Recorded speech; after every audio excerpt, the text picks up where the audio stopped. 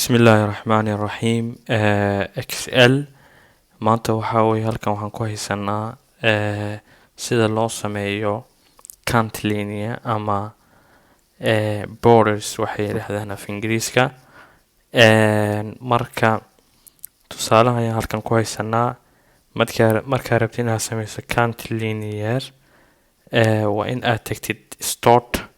meesha ay ku qoran tahay kadibna meeshan saad ugu dhufatid inta aad rabtid inaad cantlinear ku sameysid aad saa u dhahdid kadibna cantlinear ku dhufatid cantlinear waa badan yihiin marka midka doonta aad ku dhufan kartaa laakiin hadda waxaan ku dhufanaa alla cantlinear marka faariyeena waad u sameysan kartaa faariyeer hadda wuxuu noo yahay orange laakiin cantlinear marka ku dhufatid waxaad dhahaysaa linear fari waxaan leenahay hadda swat marka swat ayaan leenahay alla cantlinear swat